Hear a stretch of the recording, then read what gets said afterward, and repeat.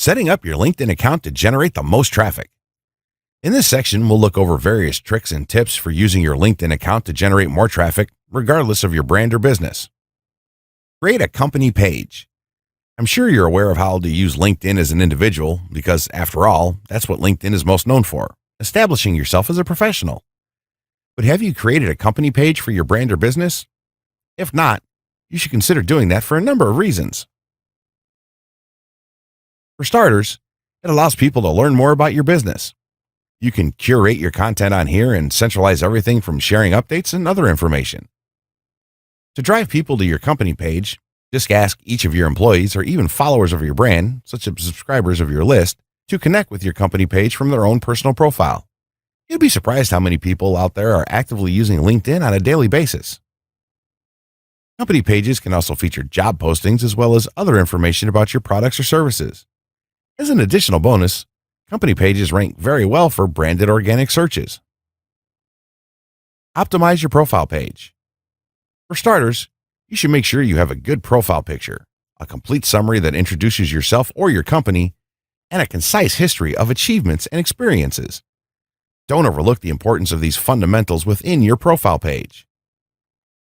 Here's just a few ways to optimize your profile. Write a summary that clearly explains what you do or what you'd like to do.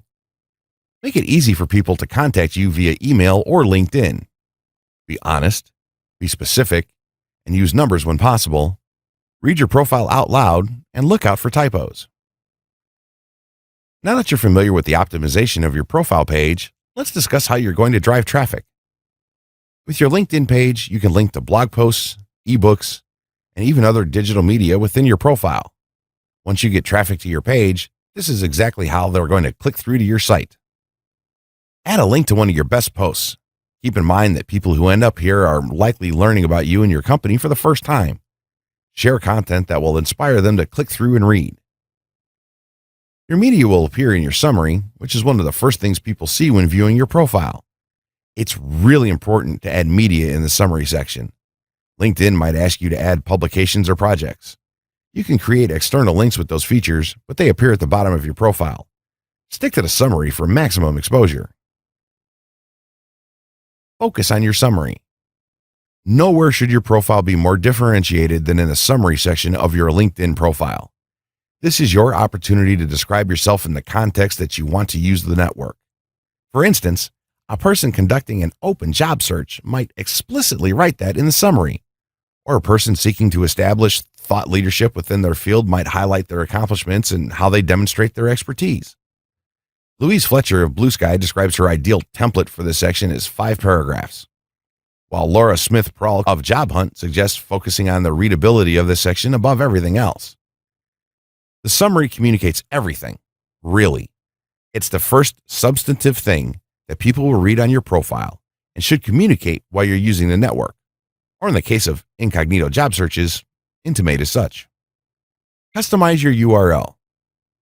This may seem like a trite thing, but the impression that the link linkedin.com/Jim Doherty makes as opposed to linkedin.com/in/A5620E9 is both subtle and substantive. The former looks better and intimates familiarity within the network, while the latter makes it appear that you're not familiar enough with LinkedIn to make a very easy customization. A non-personalized URL communicates lack of familiarity within the LinkedIn network. A custom URL may make it easier to remember your profile and to navigate back. Also remember that when you create this type of business plan, you should use estimates and projections that aren't overly optimistic. Make sure that your plan will work in a worst-case scenario and don't put unnecessary stress upon yourself. This way, you will only be pleased by the results you end up achieving.